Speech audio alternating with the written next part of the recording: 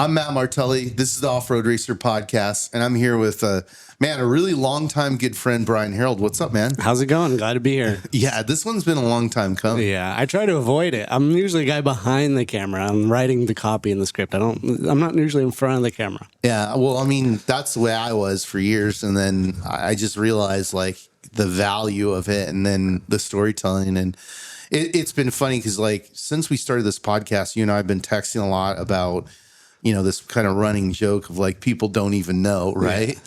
Yeah. And I think that's very true of you. You're not like a big self promoter or a social media guy. You're not doing a bunch of selfies. Yeah. Like, hey, look at me. But you've been involved with this culture since you're a kid. Yeah. You know, talk a little bit about, you know, how you first got involved. Yeah, I mean, I grew up in it like a lot of people do. My dad raced back in the day. He grew up racing motos, and then when I was a kid, he raced 516 cars down in the Plaster City desert in the Fudd Pucker days. Yeah, moved up to 10 cars, kind of all while I was growing up, and then later 1 cars and stuff like that. So I was always around it. I spent a lot of time pre-running with him, going to the races. Like those were our vacations, right? We would go to the races. And that was kind of early, like Lorance days. So I got to go pre-running with him because I got to do the GPS notes and stuff like that. So my whole childhood was kind of revolved around going to the races and supporting that. Yeah. Yeah. Were there any moments back then where you're like, okay, you know, there's a career path here, or was it just like just being a kid and you're like, okay, this is what I do with my parents? That's pretty much what it was. Yeah. I was just like hanging out.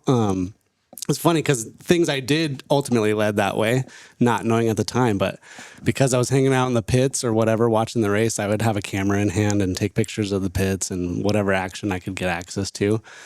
So later that developed further, obviously. But I'd never thought about it as a career path. I mean, I would say later, a little bit later, more towards high school. It occurred to me that it could be, and that I would like to maybe go that route. When I was watching, John Marking was tuning my dad's race car in the desert, and I was super fascinated, like how good he can make the car work through the bumps. And I'm like, that's really cool. So for a little amount of time, I wanted to be an engineer, automotive engineer, and had that idea in high school. But only took a couple math classes to decide that wasn't the right path for me. That was like me. I was like, wait, there's math involved? Yeah. I'm out, you know? Yeah. I was okay at it, but there was a couple I just did not have a good time. So at the same time, I kind of discovered photography, and I had a lot of passion in that. And I was already doing it, but then like took black and white photography class. And that kind of pushed me towards that direction. And was that at your high school? Yeah. So we had a black and white film class in high school. I took it as just an elective. What school? Because you were in El Cajon? Or? I was Chula Vista, so Okay. Hilltop High School. My teacher was Mr. Williams. And I really liked going in the dark room and having the assignments, and I liked it so much. I think I took that my junior year. I took it again, and I got like an advanced curriculum my senior year. Yeah. So I really loved that, and that actually dictated what I did in college. I went to study film at SDSU after that. Nice. Yeah, isn't it funny how, like, you know, those little kind of, I guess they'd be affirmations of like, hey, I'm kind of into this, and then you walk into a classroom and you're like, whoa, this is a whole new world. That definitely happened for me at Helix with graphic design. Yeah. You know, I didn't know if I was going to graduate high school, and I walked into an ROP graphic design program to make shirts for my band, and was like just mind blown at like there's this whole world of being a creative, and like, whoa, this is a job, right? Like, all right, I got to figure this out. Yeah. It was the same thing because I was always playing with cameras and stuff, and videoing friends goofing off Jackass style or whatever. But like going in the darkroom and physically, developing the film and making prints, it was like, okay, this is like an art, and it could be a profession. So it's pretty cool. Yeah, same thing. Like coming to that realization that, wow, there's more to this than just snapping some photos. Yeah. And then, so you're at school, and then, that point, what was your plan? There was a lot of things kind of happened in high school. I got to race a little bit with my dad, and we rode with John Marking in his Class 1 car. So I got to do a little bit of the racing stuff. And sorry, and is that where you also met the Loftons, right? Yeah. So in 2004, John Marking was in the Class 1 championship hunt. My dad was going to race with him in the 1,000. Convinced John to let me ride, which I probably had no business riding. I was a 16-year-old kid or whatever with no experience, and John's in the championship hunt, but let me go. So I rode with my dad the first third of the race. Right. And then John and Turbo Tom did the middle section, and then Bob Lofton actually finished it. And we got third in Class 1. We got beat by Andy and the Truggy. But it was enough to clinch the championship, and I think 6 overall. So, yeah, that was my first interaction with Bob Lofton and the Lofton family, which comes full circle later at Fox, and getting to work with Justin, which has been pretty cool, and race with Justin as well. Yeah, no, that is cool. So, at that point where you're like, hey, I want to race more, were you like, because again, like I've been through this where it's like, I love to race, right? Yeah. And every opportunity I get to race when it's correct, right? Because that's the other thing. I've spent the night in the desert, Yeah. I've done it wrong. Yeah. I'm all for it, but I also, have this passion for unlocking the value of our culture through visuals, right? Yeah. I think at that point, I still didn't see the potential career path in the racing side other than, going the race and shooting photos. And that's kind of the same time around like when Core was happening. Yep. And they had a track in Chula Vista. So I would like go sneak down there during the weekdays after school or whatever and try to sneak on the track. And a couple times I got on there with a camera and took photos and stuff. And that kind of that's where the door started opening on like, oh, I can actually make some money doing this. Like I printed out some prints. I showed them to Tim Sanchez at the time. It was Dirt News. Like there wasn't a lot of social media at that point. Yeah. And Dirt News was doing a lot of coverage. No, Tim's one of those guys who like doesn't get a lot of credit. Yeah. But it was funny. Like I didn't aesthetically like Dirt News. Yeah. Right. Because it was very TMZ style news. Right. Yeah. Coverage. But like he was pioneering it. Yeah. And especially the digital side. Like he was really, I'd say the first one to do content on websites and off-road. Yeah. And I got that opportunity sort of introduced by John because he was advertising through Dirt News for Fox at that time. And Tim looked at my work, kind of took me under his wing, and like high school ended. I graduated in 2006 and I had nothing really planned. I knew I was going to San Diego State in the fall, but I actually got to go on a road trip. We were with Tim. We towed John Marking's Pro Light to Bark River. Oh, wow. Yeah. So I got to shoot that. And I was like, back at that time too, it was cool because the short course stuff, there was no limitations. You could go on the course, like be in super sketchy spots. I remember I was telling somebody the story about the first time I went to Crandon. Yeah. And I'm like trying to sign up for media somewhere, right? And I'm like, hey, so do I need to sign a release form? And they're like, no. And I'm like, well, what are the rules? And they're like, don't die. Yeah. And I'm like, okay, cool, I can do that. You know what I mean? There was like some formality at the core stuff that was here in the West Coast, but in Bark River, they didn't care at all. No, there was no media vests. Yeah. And of course, me being me, I'm like, oh, I'm going to stand here on turn 1, which scared the shit out of me. Yeah. You know what I mean? And of course I didn't, the first time I shot it, I completely blew the shot because it's so loud and so visceral. Oh yeah. It just, you jump back. You're like, holy shit. Yeah. Yeah. I was looking back at footage the other day from those core days when they let the desert cars race and they did a land rush start with the Class 1 cars, open wheel. Yep. And I'm like 5 feet away. Oh yeah. This is I can't believe I got to do that. Did you go to the one that was in the first Chula Vista track? Yeah, that's where it was. That was and they wild. could jump out of the track and go do the desert loop and all that. And I could stand like inside the K rail, like 4 feet away. Yeah, like a dipshit. There was that part where there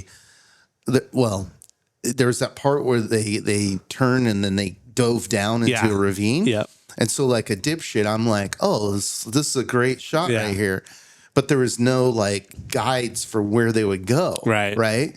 So I'm standing there and I think all they're all going to go here because that's a race course. And like literally, cars were pretty much going over me, jumping over me, and I'm sitting there, with the HVX, filming it, and I don't even know what. Like, I think we were filming at that point under the idea that we were going to do a documentary about off-road racing, but I didn't have, nobody was like, hey, we'll pay you money.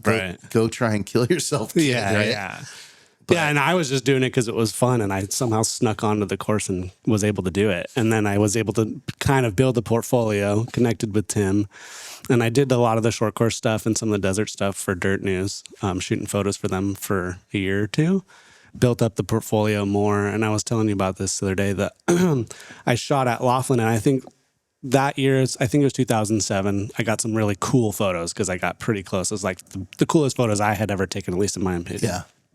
So I printed some of that stuff out, and somehow I got connected with you guys and showed up at the Mad Media office with a printed out binder of photos. Yeah, I remember that. One was this one of Andy in the Robbie Gordon truck at the time, just like jumping out of the big holes, coming back into the infield. And when I got up and I walked in the office, and the whole wall was like basically that same picture, but better. I was like, oh, like it's going to look like I just stole that photo because it was one of the ones I had printed in this binder. But I didn't know at the time I had been standing next to Vinny, who worked for Mad Media, and I didn't know who he was or anything like that. And it was funny because I think about this now, and I'm like, who is this guy? Like I think he was wearing like a leather jacket, standing out there. Like he looked so out of place. He was always like his own style, right? Yeah. Like when we first met, like I had a lot of influence over him creatively and mutually, right? But he never was like, oh, I'm going to dress like you. You know what I mean? Yeah. He had his own style. Yeah. Right? A little throwback kind of rocker, more punk rock. Yeah, right? Exactly. Because he'd spent a lot of time at Parsons in LA and stuff like that. So, yeah. But yeah, I mean, it's funny because I remember we were always looking for, young, talented, creative people. And Vinny was like, hey man, this guy has some good stuff. And, and then you started interning and then working with us. Yeah. I got to do a lot of freelance stuff. I think we went to Vegas to Reno that same year that I had done the Bark River trip before I went back to school. Did a lot of shooting with you guys, and I got to learn a lot from Vince too over time. Like, besides doing the cool photos that he did at the races and stuff, I got to see some of the, we did like a photo shoot at Sioux Plantation or something like that. Sure. Just what went into that professionally on a photography level, and like food stylists and lighting and all that. I got to learn a lot of that from him and see what a professional career in photography could look like, which was super valuable, super cool. Yeah, and one thing he was very, impactful on is, he would capture these images and then he would go, hey, if we had a fill light here, it would look way better. And I'm like, okay, well, let's try that. Yeah. And this was at races, right? Fortunately, after that, we got the opportunity to do more professional controlled shoots. And, the way he, his knowledge changed, me, it changed really, I think, the entire off-road industry, because prior to that, there was some other photographers, but they were just going and shooting, whatever they could get, whatever time of day it was. Yeah. And going, trying their best to get good composition, which is not easy because most of the time you're out there and you're going to sit for hours and the guy you need to shoot comes through and it's terrible light. Yeah. And he's in somebody's dust. And then there's a spectator who's going to walk in front of you. So it's tough to get really good images out of racing. Yeah. And we got to do cool shoots. We did like a tire shoot, I think, one time. And seeing Vinny's approach to the post-production too, like I had never seen somebody do stuff like that, like photoshopping and things like that. Like I remember one of the shoots we were just like shoveling up air or dirt into the air so he could Photoshop that into a picture to make it look more dynamic. Yep. And just like the way he used some of the photo editing stuff, I learned a lot from that, which was pretty valuable. Yeah. No, absolutely. So, now you're building yourself as a photographer. People know you, they're hiring you. Yeah. What was that like? So, I did a lot of the freelancing stuff when I was going through college, and I was studying film at SDSU, focused on cinematography. So I got to do cinematography and photography and freelance and work for a lot of people, did a lot of work for you guys, Mint. And I started helping a lot of people like Bink Designs and High Rev and Art Eugenio, just like as secondary shooter and stuff like that. So a lot of the early stuff, I was helping other people, and like you said before, not really promoting my own stuff. And that happened more probably in at the end of college when I had to get a real job. I ended up working for a little studio in San Diego, Bob Hoffman Video Photography, and they did corporate and social events and stuff like that. Super great family, super small business, and we did a lot of cool stuff. I ended up doing like 60 weddings in 2 years, which was that'll burn you out. yeah, it's a good crash course in like, I don't want to do weddings. Yeah. And then towards the end of it, it was good. Like, I think it honed more skills, right? Working with people and posing and stuff like that. It definitely, like, it's a grinder. It teaches you, right? Yeah. And it teaches you to deal with people's personalities. Yeah, for and, sure. You know, timing and all that kind of stuff. Yeah. So I did that for 2 years. And towards the end of it, my mom actually had gotten this opportunity from work to go to the NASCAR race in Sonoma. And we are going to have hot pit passes and stuff. And it actually conflicted with the work event. And I'm like, this is too good of an opportunity. Like, I'm not going to pass this up. So I put in my notice. It was more than 2 weeks. I think I give them a month, but I'm like, I'm going to this. Sorry. And so I did that, and it was cool. I got to bring a camera and shoot in the hot pits, and I'm like, got some pretty good images for like not having a media pass or anything like that. And it kind of like reignited that racing spark. You know, I grew up in it, but I had been kind of just peripherally involved a little bit during school and all that, but it kind of reignited that. So after I had put in my notice at that job, I started freelancing a lot in that time frame, and I got a lot of connections through racing and cross paths with a lot of different people. So I got to do a lot of different stuff. I started working with, I went on Rip to Cabo after getting reconnected with Tim Sanchez. He was supporting that stuff, and John Marking was doing the rides. So once again, John connected me back into that world. Got to do Rip to Cabo, cover that. And I was a little naive when I got on that one because I didn't realize it at the time, but the deliverables were pretty gnarly. So we had to upload 3 videos every day. Yeah. And this is before Starlink and anything like that. Yeah, I remember it. Yeah. Yeah. So it's just me doing the social stuff. They had a camera crew doing the TV stuff, but I didn't have access to that footage. So whatever I could shoot on my own with limited access to what they were doing on the trail and behind the scenes, and then GoPro footage basically. Yeah, I remember that one because I remember being really impressed with your effort there because I think it was either the year or 2 years prior we had done that at the Baja 1000 where we had when we had a team, right? Yeah, we had a team and we did what we called live edits because there's no live stream at that point, and so we were putting up an edit every few hours. Yeah, and you know that year was a peninsula run, so we were moving, we were shooting, editing in the car, and then we had kind of preset places where we knew there was internet connectivity, including people's houses. Right. You know, it's like 2 a.m. and I'm like, "Hi, we're here. Yeah. Can we plug in?" And we're sitting in a Mexican family's living room, uploading videos. Yeah. And we had told Monster like, "Oh yeah, we can do this." And I think half the reason they approved it was they're like, "There's no way, nobody can do this. This can't be done." And then you proved it, and then I had to do it. Yeah, sorry, but you had to do it by yourself. That was the crazy part. Yeah, and it was like, so I was shooting during the day, collecting all the GoPro footage at the end of the day, absorbing all that content, trying to sift through it, which that's part of the reason I think why I hate GoPros now, and trying to sift through that footage is so monotonous. Yeah. And trying to find the good little pieces. So then edit all night and then have to start all over early in the morning the next morning. Yeah, there's no sleep. Yeah. And then, wherever we could get good enough footage or connection to upload the edits, we would do that. But it was still like super low def. I think we had to catch up at one point. Like we got to Guerrero Negro. We sat in a internet cafe the whole day just trying to upload videos. Oh, I'm sure. So that was a big undertaking. It was fun, but it was a lot of work. And I think because John was on that trip Marking. Yeah. He saw the amount of effort I was putting in. And I think that helped lead me into getting a job at Fox ultimately. But within that, like I connected with Jimmy Lee Cook, who was one of the cinematographers on Cameron's trips, and I did a lot of work with him and working with Rob we did like a Rockstar series on Rob, and videoed for Stronghold and Short Course.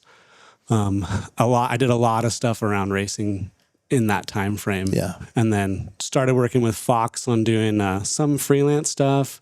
with Brian Godfrey and product photography for Fox that ultimately led to me getting a job there full time. And what was when they hired you full time, was that to be a photographer, or what was the job? Yeah, it was. So the title was marketing programs producer. So it was content related, and it was just general marketing support. A lot of it was content based. I went to most of the races and shot photos and video on behalf of Fox. I did the first technical animation that we ever did. A lot of product photographies, like setting the standards for product photography and data and stuff like that. That's an interesting like inflection point too, because like we both knew marketing, and marketing was a very technical person, right? Yeah. He wasn't a marketing guy. No. You know what I mean? He, in some regard, he kind of loathed it, right? Yeah. He's like, why are these guys here making money, and I'm the one who designed this and created this, right? And we had a great relationship, and I loved like talking smack to him. Yeah. I'm like, that's really cool, but if nobody knows about it, nobody's gonna buy it, right? Yeah. And he's like, oh God, you're right. Yeah. So, but it was an interesting inflection point because, all of off-road was hugely lacking in photography and video and any sort of real marketing. Like at that point, the only good stuff had been done by, the factories, and they had huge budgets and giant agencies that came in and did their version, right? But now we had, HVXs and digital cameras, and one person could really do a lot. Yeah. Yeah, and we got to leverage that to our advantage a lot of times. We'd go to an event and I would shoot a bunch of photos, and then I would put together a collection favoring the Fox racers, of course. And then we would send that out to magazines and all those guys, and then they would use it and say courtesy of Fox and highlight the big Fox wrap trucks and stuff. Yeah. So we use that to our advantage a lot. And I've always used it as an advantage to open doors. Sure. Especially if like on the racing side, if I didn't know a racer, I could go say, hey, look, I got this cool photo of you. Like, why don't we talk? Like, you should come on Fox if they weren't on Fox or whatever. Yeah. So I've always used the photography stuff to my advantage in gaining opportunities and opening doors. No, that's really cool.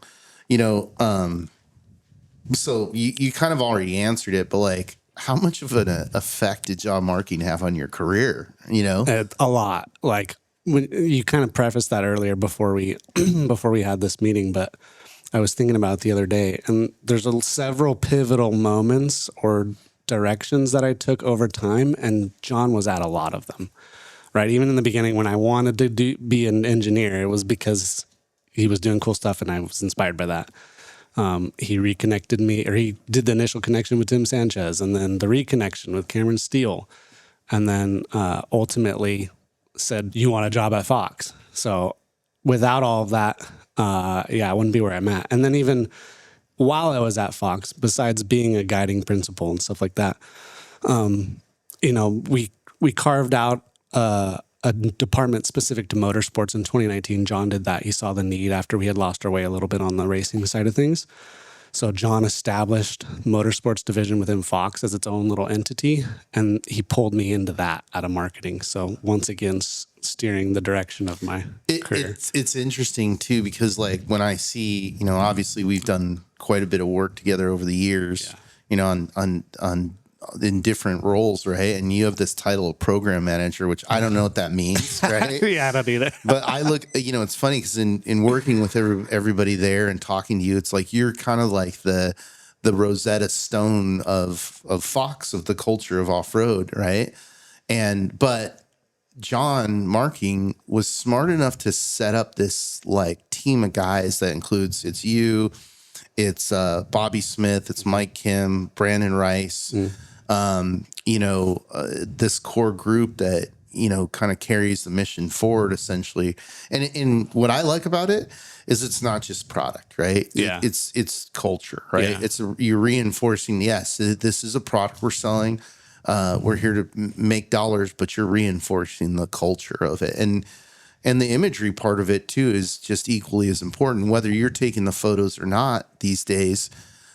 Just you understanding the value of the power of video, the power of photography, like that shot that you took, that was one of the things that told me that you can see the value, right? Because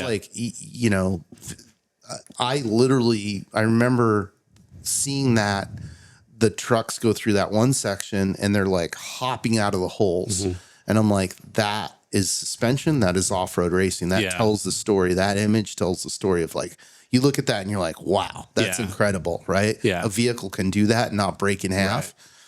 Right. And so just being able to distill it down to that level, I think is one of your, one of your superpowers from coming from the creative side, you know? Yeah. And I think it boils down to just the passion and loving off-road racing. Right. And I try to leverage that and then make the point like you're making was like, especially in a case like Fox, there's no better demonstrator of suspension than a trophy truck and what a trophy truck can do. So it's super important to Fox. And, Fox was initially built on performance products and testing all those products through racing. And once they're proven through racing, then they can go into aftermarket or OE or whatever that is. So once we started growing a lot very rapidly with like the OE business with Ford and UTVs and stuff like that, a lot of the attention and resources went to managing that. Yeah, production. Yeah, production and growing that business and aftermarket at the same time. So we kind of, the racing stuff took a back seat for a little bit. And we lost a little bit of reputation for a little while. And so it was really important to me and those other people you mentioned, because we're all passionate about it, that we need to rebuild that reputation, reestablish that product development cycle back through racing, because it's the cornerstone of what Fox is. And, back to the suspension is one of the most important parts of off-road racing. I think it's the most. I mean, because really when you look at it and you go, what makes off-road racing so special? We don't have I guess technically we have the best tires, right? For off-road, right? Yeah. But we don't have the fastest vehicles. They can't corner the best. Right. There's a lot of things that other vehicles do better.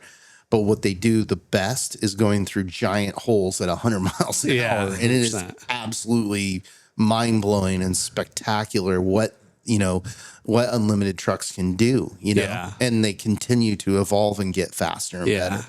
And so back to the whole motorsports thing and reestablishing that, John had built this foundation of what the race shocks were, in the late 90s and early 2000s. And they remained that way for the better part of a decade or more. The only thing that really changed was we added coolers back in the 2012, 2013. Yeah. But the shocks remain the same. So now, because we didn't have a bunch of resources during that time frame to develop them further, they were overbuilt in the beginning, so they held up fine, and the trucks couldn't outrun them. But we got to a point now where with a dedicated motorsports team of passionate individuals, all the engineers are all racers and stuff like that too, we can start refining that and making all the product better. And then hopefully, ultimately, that translates into sales and we keep justifying our existence, which is the ultimate goal, right? Yeah. I mean, I think, obviously we're both biased, but I'm definitely biased because I look at it and I go, I look at modern off-road related vehicles and I can draw the line of where those technologies came from, who invented them, et cetera. And all of it came from racing. Yeah. So I think what you guys have there with RAD, right, is really, with the development group, is really cool. And, and you're pushing boundaries. You're coming up with new stuff. And it's interesting too, because we're all subject to the criticisms of the keyboard warriors. Yeah. But I always kind of look at it and I'm like, yo, you guys don't get it. Let's go back 10 years and look at where we were at then. Yeah. And it was the same criticisms or people shit talking, you know what I mean, online. Yeah. And these, we've made these evolutions. It was funny, I got to test the Fox factory truck, which is based on a Chevy platform, which is it's a remarkable truck. It's really well thought out. All the componentry working together, but it comes at a some would say a hefty price tag. Right. It's $200,000, right? Sounds like a lot of money, except for when you understand that the next step above that is going to be about 800, which would be a full blown tube chassis pre-runner from Stewart Raceworks, right?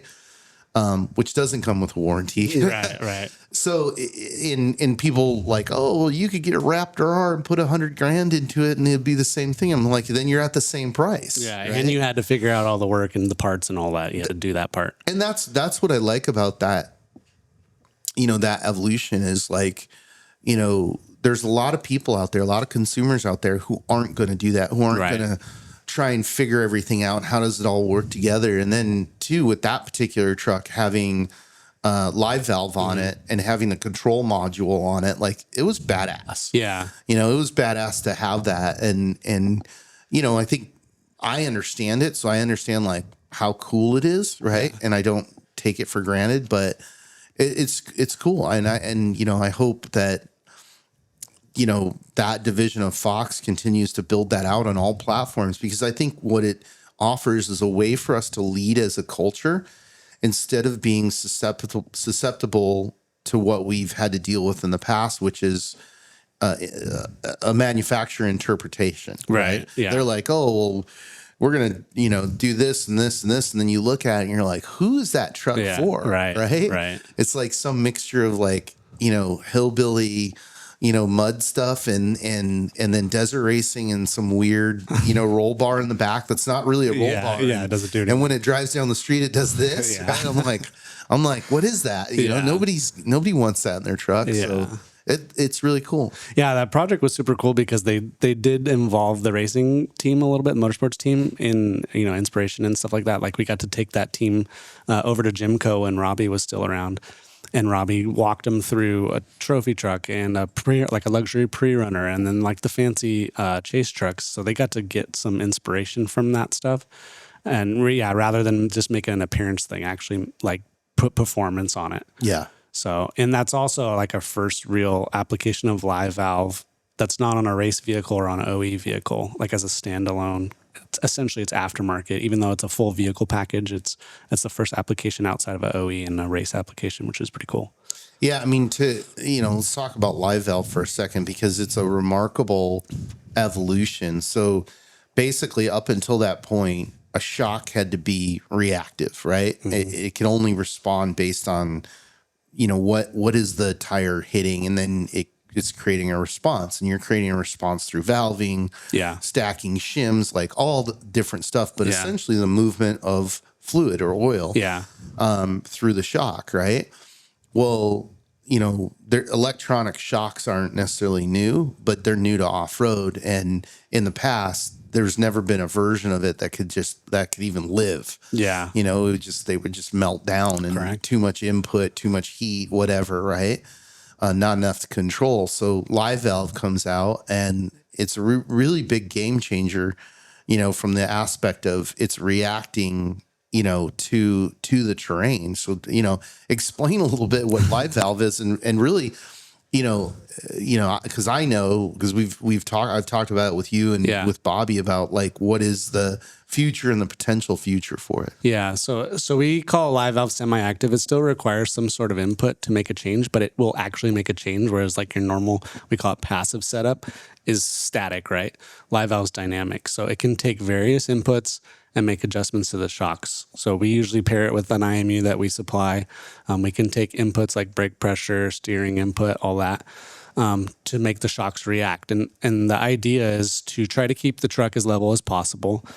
And then the greater idea is to minimize the normal tuning compromises you make with a passive setup. So like on a passive setup on a trophy truck, you're either setting it up so that it's really comfortable, and then you have to let up for the big hole. That would be like more like Rob Mack style. Or you want to smash through stuff and you're going to sacrifice on comfort, and it's going to beat you up a little bit. We've done a good job over time with those passive setups on making them work overall. But like back to you said, like the trophy trucks do really good in big bumps and stuff. They don't do good in cornering and stuff like that.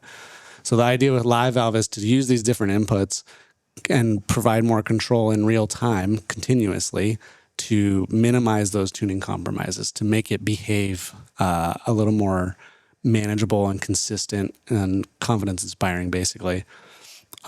So it's been a long development process. I think we started the first time in 2019, and so we're 5 or 6 years later now, and we've made leaps and bounds. But I think we're still even only scratching the surface. We start adding new technologies to it. The latest thing is we're doing position sensors, integrating into Motec systems and things like that to give more inputs and make what it's doing more efficient and more focused and work better. But the potential is infinite, basically, on what we can do with it. Yeah, it's really interesting. And this is not I'm not speaking for Fox when I talk about these ideas, but like I had Dave Clark in here, and after we had the podcast, he was like, "Oh, we need to talk about this and this." And one of the things that he brought up was height control, right? Being able to raise and lower your center of gravity for cornering versus big holes, etc. As well, and sway bars, right? Yeah. Electronic sway bars that connect and disconnect depending on, and so like connecting all this tech together is, part of the future of off-road racing, but also, the important thing is drawing the parallel between racing and street vehicles, right? So like this tech is in the Polaris Razors, it's in Raptors, it's in a few other vehicles as well. Yeah, and to paraphrase something that Rob Mack said when we were initially developing, is that this will make people better drivers without them knowing it. Yeah, because you're eliminating some of those compromises, especially in a vehicle like a trophy truck that has 36 inches of wheel travel. It's big and boaty, and like a lot of people can't drive that. But if we can minimize some of that, it'll make them a better driver and more confident and comfortable at the same time is the goal. So, and then like to your point on transitioning it into street vehicles and stuff like that, it's like if we can make this effective on a vehicle with that much suspension and what it's doing, it should be easy to translate that to an everyday vehicle. No, 100%. Yeah. It's interesting because like I think a lot of people don't understand shock technology. Like they buy a car and they beat it for a couple of years and they're like, why does it drive like shit? And it's like, well, your shocks were blown 6 months into this, and it's a weird thing that we don't talk about with street vehicles. And it's a big performance change, 100%. Yeah. And it's the good thing is it seems like people are becoming more familiar with shocks and Fox. Before, if you said you worked at Fox, they thought you were talking about the news channel. Sure. Now people are getting it, I think, because of, the Raptor and the Razors and stuff like that. And the overlanding crowd, like it's becoming more accessible. And people are understanding, like, oh, I need to have good shocks so that this rides well, or I can rebuild them, whatever. The overlanding crowd is really interesting, and I love, I love sharing knowledge, right? And it's been funny too because I've had friends, and they do these builds, and like they're putting thousands of pounds on this vehicle, and they're like, yeah, it drives like crap. I'm like, really? No kidding? Because basically you have 2,000 pounds or 3,000 pounds worth of stuff on it. Yeah. You need new springs, you need new springs, big one. You need new shocks, to handle this load. Yeah. I remember one kind of instant with talking with John Marking again, where it was the Polaris had sold the Dagger vehicle into the military. Mm-hmm. And then the military, of course, goes, oh yeah, well, we need to put 2,000 pounds of armor on it. Right.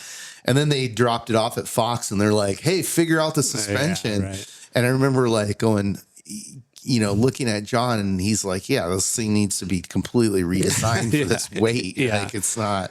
Like, that's especially the overland guy. We run into that a lot where people are like, "Oh, I just need to put a bigger shock on it because I put all this weight." I'm like, "No, you need to change your springs. Yeah. Your springs is what holds it up. The shock just controls it. You need to do both, but don't forget the springs." So and that brings me to another point of just setup in general, right? Like that's what I don't know that like in racing it's a thing, but then outside of that, people don't understand. Like, especially with UTVs, right? Yeah. There's some good groups out there. Like there's Shock Therapy. They do a great job. Yeah.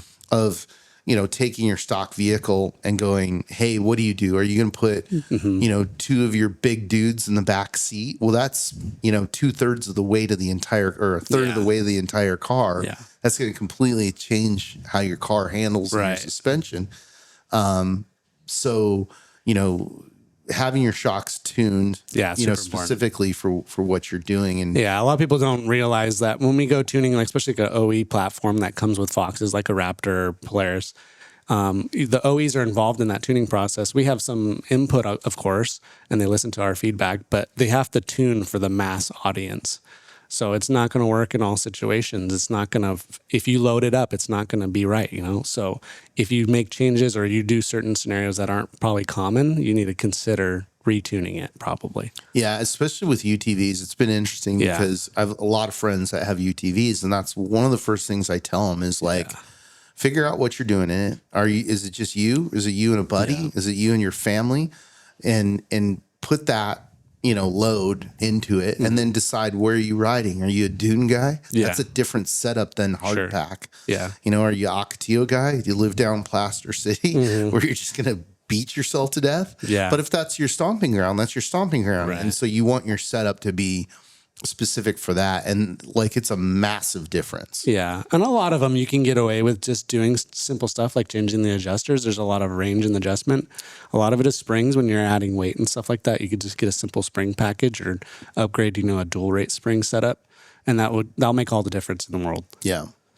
Yeah, no, totally. It's really, really interesting, and I'm excited for the future, and I'm excited people are getting more of an understanding of suspension. Yeah. And that's becoming more of a mainstream thing as the success of the Bronco and the Raptor R, the TRX, of course, their new truck, the RHO, Ram's new truck, and on, Jeep, et cetera, so it's really interesting. Yeah, it's cool too because we're seeing in demand wise, like on the aftermarket side, and we started going bigger and bigger. Like you could buy 3.0 diameter shocks for a Tacoma or whatever. Like it's pretty impressive. The demand has increased with that popularity. Well, I think people too, like when it comes to shocks, they would rather have more than less, right? And like they're figuring out like, oh, that limitation of that, as it relates to the weight, as it relates to what I'm doing with the vehicle. Yeah. Bigger is better. Yeah. Especially those overland guys that are loading it down. And then they figure out, oh, now I can get to that spot a little faster and more comfortable than I could before. No, totally. Yeah. So how many years have you been at Fox now? I started in 2014, so I just crossed 11 in April. That's cool. Yeah. And what for you, what's been the funnest part of the journey and where you're at, or what do you enjoy the most at this point? The racing side, of course, because I grew up in it and I'm so passionate about the racing stuff. I always enjoy that, but I started more on the marketing side rather than motorsports specifically. So I covered all bases marketing. So I got to do a lot of cool opportunities on the truck side. I got to go on trail emissions, 5 or 6 times we did. And I did the social media coverage of that with Brian Binkert. So I got to do that a bunch of times, a week-long trip down the Baja Peninsula in a Fox-owned vehicle is pretty cool. I don't have to pay for any of it. Stuff like that. And just, we were talking right now, it's Easter Jeep Safari. We went to Moab several times and got to wheel on the different trails. So spending time with those kind of people, I've built a lot of relationships over time, which is super fun, and made a lot of friends throughout the way. Yeah, no, that is cool. One kind of, I guess I call it like a pivot point to me as a, not as an outsider, but like, there's always been this tension between European technology, especially off-road, and our technology, right? And to explain, like, what we do is way gnarlier. Yeah. Like we're like, Metallica, and they're like Beethoven, right? And they're, so especially with shocks, right? Yeah. Their shocks are derived from, or their shock technology is derived from pavement racing, and ours is off-road, right? And bigger is better, just like everything in America, right? But it was interesting to see the evolution of you guys get into supplying Extreme E with shocks. Like, what was that like? And because you traveled over there, right? Yeah. So when the Extreme E thing got announced, all of the executives and stuff got pretty excited because the name's involved. And they're like, we got to get on this. Why aren't we on this? And so we tried to insert ourselves pretty early, but it was already late. Like the car builders are based in France, and they worked with a French shock supplier at that time. But they had a lot of issues that first season, cars crashing and breaking shocks and stuff like that. And we figured out later that it was just that they were too small and not the right tune, and they didn't have the tech that we did. So Bobby and I actually traveled over to Sardinia in that first season, knowing that they had these problems, and they had the most problems at that round, actually. Right. And so, like, Carlos Sainz at the time was like putting the COO in the corner, like, we need to fix this, you need to do this or whatever. And we happen to be standing there, and his name's James Taylor. He's like, hey, we got the Fox guys here. We got a solution. So we actually got involved that next season. I mean, this was in October. We went to Sardinia. We did a test run. They shipped a car over here from the Ganassi team, and Kyle LeDuc was there. Yep. And they did a proof of concept. Basically, we had to make shocks in like, I don't know, a couple weeks for this platform. Did a proof of concept in Nevada. It was better. So then we got the green light, like, we're going to supply all 10 teams with shocks. I think we missed the first round of the next season. But we were on board, had to ship shocks to I think it was Italy again, and then ship them overseas. All the teams had to put them on. It's a completely different shock package than they were used to. Like, those guys don't use dual rate springs, and they've never used external bypass. Which is wild, yeah. right? So it was interesting for us too, because it's a completely spec series. So we had to learn some things, like, how do we seal the shocks so that they're fair and nobody can open them? And then how do we explain this technology to them, to these guys that aren't used to it, so that they can hit the ground running? Because they don't get a lot of test time. Like, they have short rounds. They get to practice a couple times, and they don't get a lot of time to, like, figure it out. Right.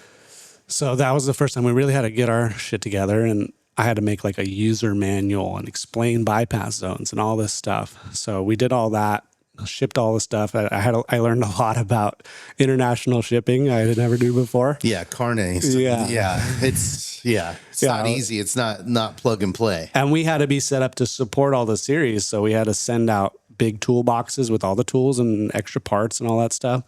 So I shipped pallets of stuff across the seas, and then we supported all the rounds. I think there was 4 or 5 a season, the next couple seasons. And it was a really cool learning experience. It's completely different than what we do in off-road. And it's sort of a proof of concept for us. So we really wanted to get back involved in Dakar with this whole motorsports effort.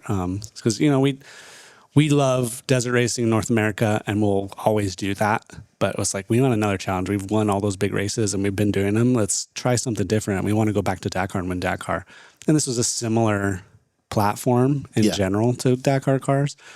And a lot of the same players are involved, a lot of the top racers. So it was a good opportunity for us to establish those connections, work with a lot of those guys, and validating in the end. Like, it was pretty funny because Carlos Sainz had a pretty good relationship with Ryger on the Dakar side, and he was pushing them to get involved with Extreme E. But we got involved, and he was very, like, standoffish for a while. And then we finally, like, broke through, and then it was like a completely different thing. So then that, I think, helped lead us into the Ford Dakar program. So it worked out exactly as we had hoped, and even faster than we had imagined. Yeah, and Mitchie being a part of that program is really special too. I mean, seeing that it's not just like I love the global aspect of off-road culture. We're always going to ultimately, to me, cheer for our guys. Yeah. But like, I have utmost respect for the Carlos Sainz and all the Europeans, and I want them to come over here and experience our style of racing. And vice versa. I want Americans to go over and be successful, because it shows you, how good our athletes are. Like, when we're the only country that has 6-year-olds that started racing off-road. Yeah. And that's a pretty valuable thing, right? In the context of off-road racing competition, no matter what, it's like, you get the Mitch Guthrie Juniors, you get, Seth Quintero, like even Casey Curry, et cetera, Jones, Austin Jones, like all those guys, so that's really cool. I mean, so then what would that feel like to you? I mean, it's kind of, it's kind of weird, because like, I almost don't want to say like, oh, we need them to validate us, but it is, it is validation, right? Yes. Yeah. And it's different because when we go over there, it's very professional. Like, you don't see a lot of that in off-road. Sometimes there's teams that are very professional, obviously, but the whole paddock, it's a business. They're running businesses. There's sponsors that are hiring entities to run those teams, and they have to produce, right? And it's very cutthroat, like what you would see in Formula One on the Drive to Survive stuff. Like, if those drivers aren't producing, they're going to get cut. Yeah. So it's just a different mentality when we went over there. And I think, yeah, the European mindset towards us was, I don't think they think we know the best, and they didn't necessarily agree. But when we go over there and it's clear we made the cars work better, it's definitely validating. And then we're more accepted. And then it was, 100% more validating. Well, I mean, to be fair, I mean, they've had a ton of influence on us. Yeah. You know what I mean? Like there are a lot of things that builders who had gone over and experienced Dakar or had gone to rally or vice versa, who had come over, who had shared, different build things. I mean, all sorts of different tech and I love that idea exchange. And I think it's, I mean, I look at them all the time from the business side of it, of like, okay, look at what they've done with Formula One. Yeah. It's incredible. Like, how do we apply that to off-road racing?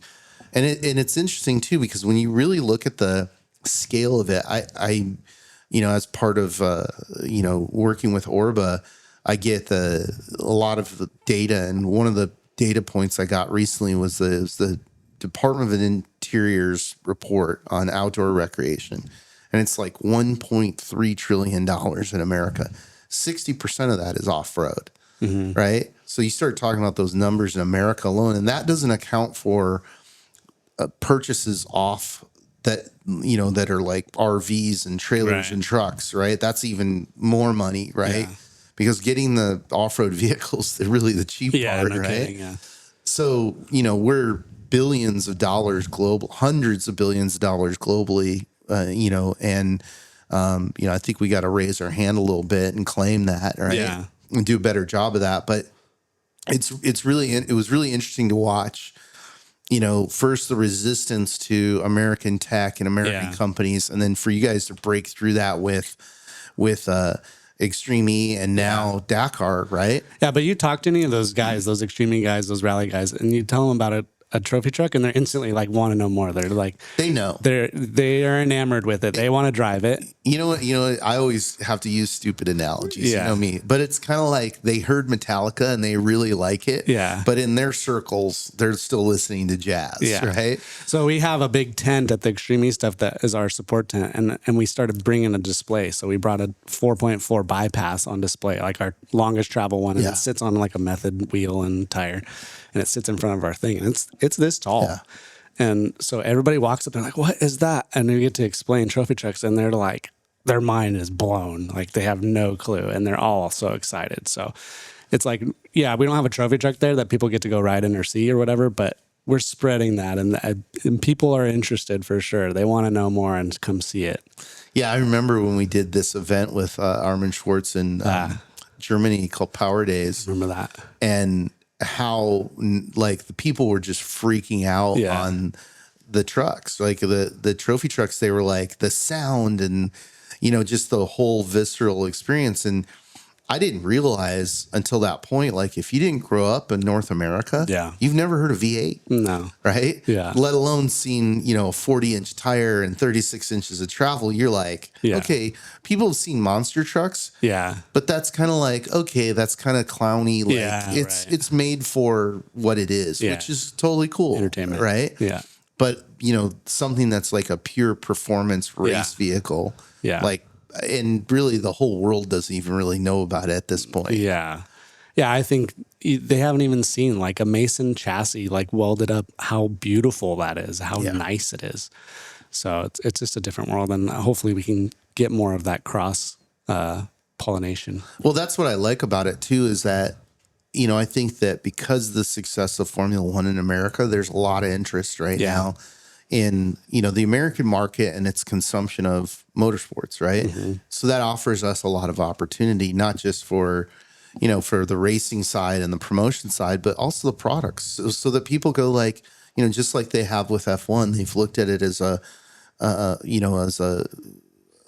promotion of technology, and the off-road racing is the same. I mean, every time I show people, like we have this clip from the Mint, and it's Fox Proving Grounds, and then it's right after that, the Thumpers and you see the truck going, and I'm like, they're doing 100. Yeah. Right. The cab is perfectly level, Yeah. and you just see the suspension just dancing through it, and people are like, is this CGI? Yeah, Or is this? Yeah. I'm like, no, that's a real truck doing that. Right. That's the hard part. Is it's hard for people that don't know how do you relate to that. So like it's like you need a stock F-150 to go through that and see what it actually 100%. I saw just I think Dodge Pullman did that at the Legacy race this past weekend. It's like it's just going like this, whereas the trophy truck's just on top of it, 100 miles an hour, and completely different. I saw that, but if Dodge listens to that, that is not the Fox Proving Grounds.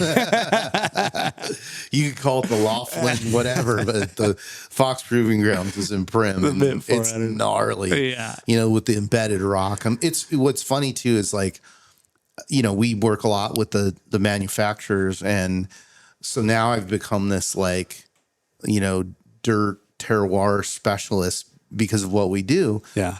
And, I can tell you like, what are the traits of Barstow? Yeah. What are the traits of Prim? What are the traits of Baja? What are the traits of these places? Probably more than anybody, especially because being photographers and video, we've walked it. Right. You know what I mean? Yeah. Like we've walked it. It's not just like, we drove over it in a truck or whatever. And I've been through those areas with really good drivers, sitting in a vehicle and driving myself. So, no, it's really cool. But I mean, I have more questions about Europe. Like what did that feel like? Cause you had a bunch of the guys over there, and it's like, it seemed to be like you finally break through and everybody's like, oh, this is what we need. The Americans are right, Yeah.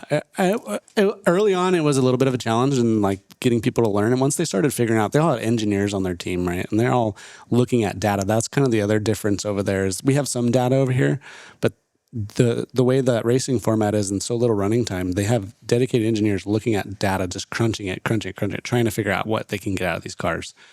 So they're super smart and they figured out stuff pretty quick. And, everybody was a little bit on pins and needles in the beginning. We had one shock blow out because somebody hit a hole weird because they had all these failures before. They're like, oh, no, not again. But it turned out the shocks were working. People were figuring out the cars were working better. The teams could actually race instead of trying to keep the car alive. And it just all the tension that was in that paddock before kind of went away and everybody was just racing at that point. Yeah. And it got easier for us because there was like, unless somebody crashed and broke a shock, we were just kind of hanging out and we could just bounce off. If like teams want to come up and bounce off ideas on what we would adjust for a certain situation, we could do that. Yeah. But it was pretty, once everybody got in the rhythm, it was pretty smooth after that. That's cool.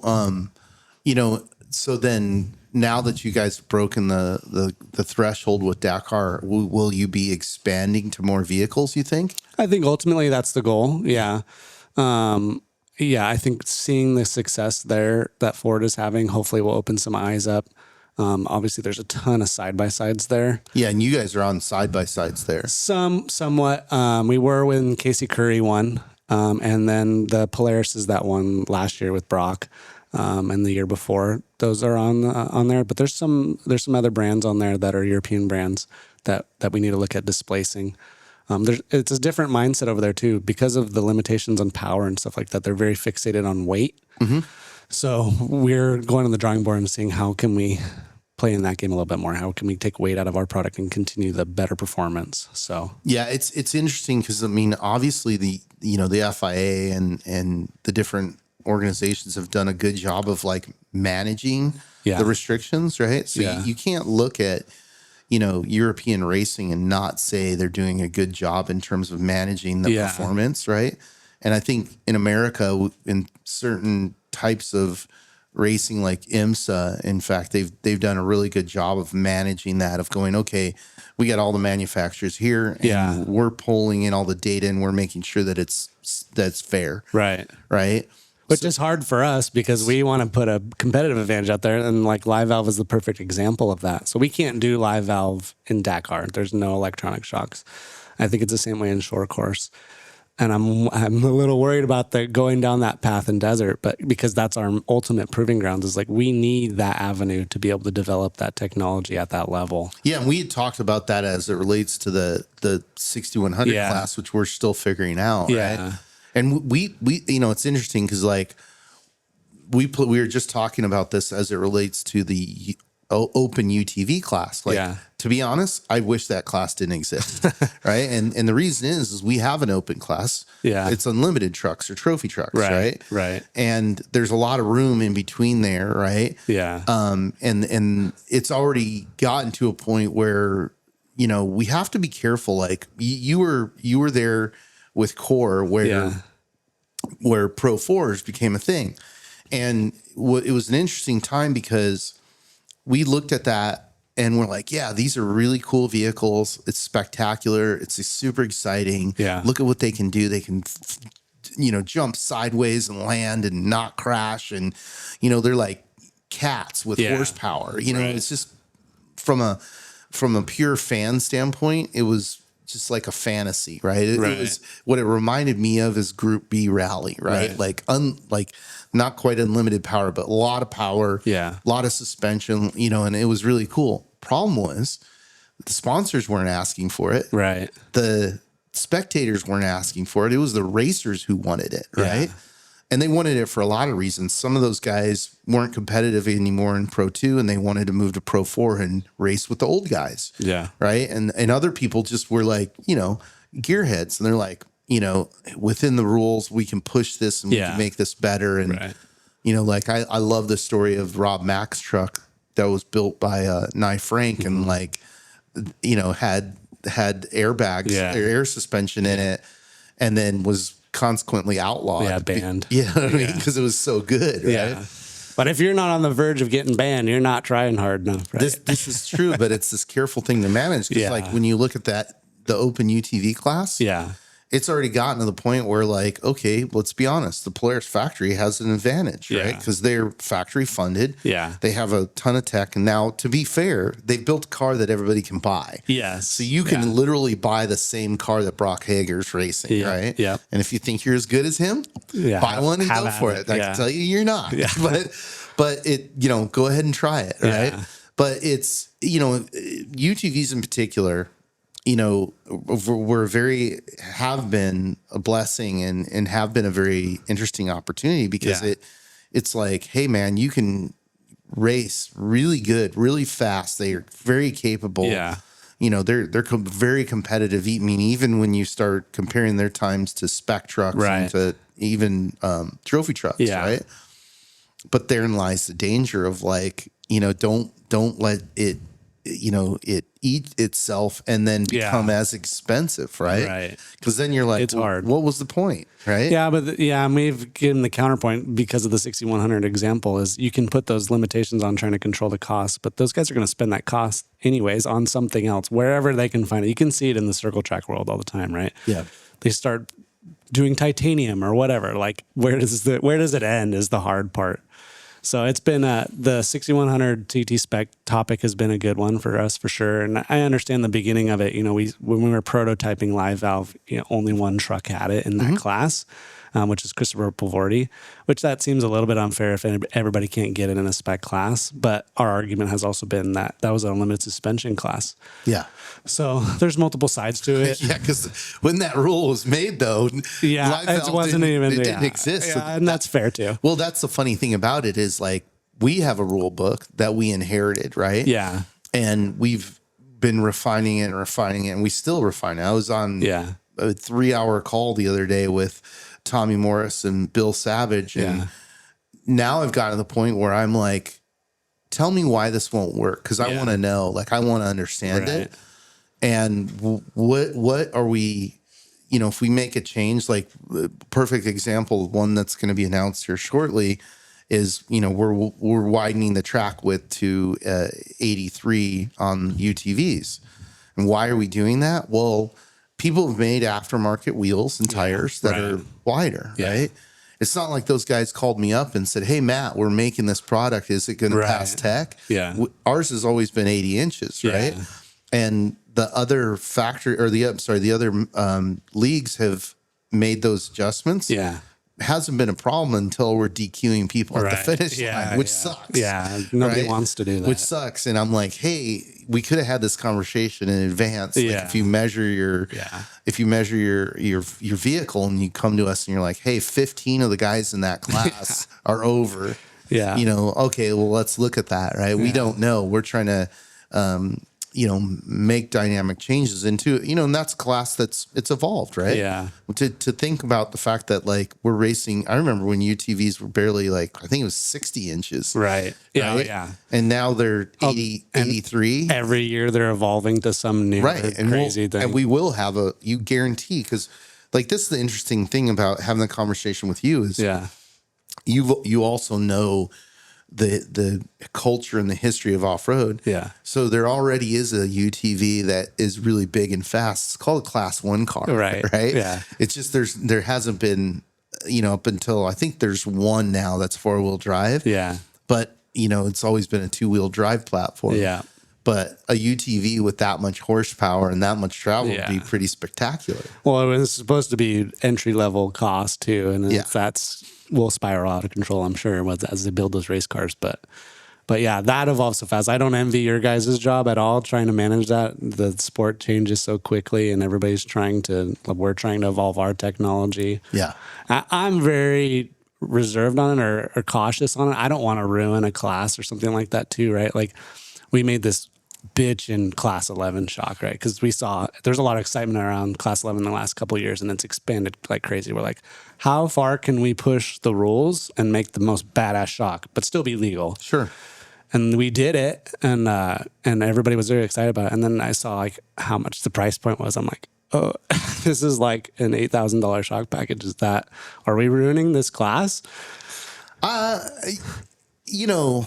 In that respect, I would say no, only because the class has gotten expensive. Yeah. It's not like there's plethoras of VW parts around anymore. I mean, to the point where, people are starting to manufacture their own, engines and diffs and transmissions for those because they're hard to find. Right. And then you're rebuilding them. Yeah, it's kind of out of necessity. Yeah, I mean, it's a vintage class. It's really cool. Yeah, but there's also some of those, like, hey, can we not pee blood after every race? Right. I've raced Class 11 before. And it's really cool. Yeah. But it's, with the limited travel and the limited suspension in it, you're going to get your ass kicked. Yeah. And that's why we want to do it. Everybody was excited. And we're like, okay, we're doing live valve on trophy trucks at the top end. Like, how can we go down the grassroots end and what can we do there? So it's just going back and looking, how can we improve all that stuff? And just being cognizant of that. Like, I don't want to ruin the intention of the sport or the class by any means or anything like that. But how can we make this stuff better? Yeah. I mean, it's an ongoing thing. We talk about it as it relates to racing stock vehicles as well. It's like, you could spend a few $100,000 to race a stock vehicle. Yeah. Right. And you're only going to, you're going to top out at 50 miles an hour on a dry lake bed. Right? Yeah. So it's a balance. Yeah. It's fun though. I mean, and we're just trying to develop and make the product better, technology better. For you, for the past few years, has there been something that you've accomplished or you've gotten to be involved in where you're like, this is why I'm here? I think the whole live valve thing in general, I didn't go to engineering school because of those math classes, but I still am very into technical things. And then on the marketing side, I have to be able to translate technical stuff to the average consumer when we try to sell it. But it's really cool for me to be involved with it because I get to work with people a lot smarter than me and learn from them and then try to figure it out and try to be able to translate it and give my own input. Because I also I've spent a lot of time in vehicles, pre-running and all that stuff over the years. So I get to give input and I get to work directly with the drivers on trying to explain it and interpret their feedback and get it back to the engineers into the technical aspect. So being involved in something that I think is really pivotal on the technology side for Fox has been really cool for me. Yeah. Yeah, I think too, I mean, when I look at it from an outside perspective, and this is my own thing with being a creative, is having you involved with that company for so long and understanding, the start and the whole growth and the curve and those key points. Cause like, you know, when you called me up before the mint and we're talking, you're like, hey, we want to do something really special for the 16 cars. Right. Yeah. And that's where John Marking started. Yeah. And essentially racing the mint, you know, was one of the things that motivated him to make better shots. Yeah, right. exactly. So just having those insights, I think, you know, I think that's really cool and really valuable. Yeah. And I try to leverage all my experiences, right? I've had the experience as a racer and supporting racing from that side with my dad and all that. And then I've been on the media side and I've been on the marketing side and trying to sell stuff. And I've been on the sponsorship side, trying to manage sponsorships and understanding all that. So I get to use all those little pieces to understand it. And then just being from the industry and wanting to give back and how can we do that? So that's why we focused on this big contingency program this year, trying to encourage racing and participation where we see the most value. And then, you know, honoring that legacy with John with like the 1600 bonus and try to encourage that grassroots racing still, because that's super important. That's the foundation of all of what we do. Obviously, the trophy truck stuff is cool and crazy money involved, but you know, the grassroots racing is the heart of it. Yeah, no, absolutely. You know, what's it like for you though, too, like talking about your upbringing, your history, and then being at this point where it's like, yeah, now you get to sponsor Bob Lofton's son, Justin, who's a badass, right? And that's the Fox truck. Yeah, that was super cool. That happened kind of at the beginning. The opportunity came up to do a Fox truck. And I talked to Lofton about it, and he was all on board, and that was super cool. And it worked out really great because he won the mint 2 years in a row like that. Yeah, and he's the only one to do it three. Yeah. And that third time is the same time I also did the same thing with Jason Scherer, and he won 3 King of the Hammers the same year. So I looked super good that year. I was super pumped on that. The only problem is they're like, all right, next year, Brian, we want you to pull this off, right? Definitely got harder. Yeah. But it's cool because as a kid, you know, I was thinking about the other day, I was at the Prim score race back in the day when I was a little kid, and I had a hat that was the race hat. Sure. And we were at the award ceremony, and I was going around and like having Robbie Garden and Ivan Stewart and Rob McCachran sign it. And now I'm thinking of it later, like I work directly with those guys, and it's like the path is intertwined a bunch of times. You know, I got to spend time with Rob Mack and Caden on the trail emissions trip and develop that relationship. And now I talk to Rob all the time. So like to be able to work with those people that were heroes as a kid on a daily basis is pretty special. Yeah, no, that is really cool. And now, you know, you're re-upped on your Dirtco socks, right? My favorite socks. No. I'm on my last pair right now. So perfect timing. Well, hey man, that was great. Thank you for doing this, and look forward to doing it again in the future. Yeah, thanks for having me. All right.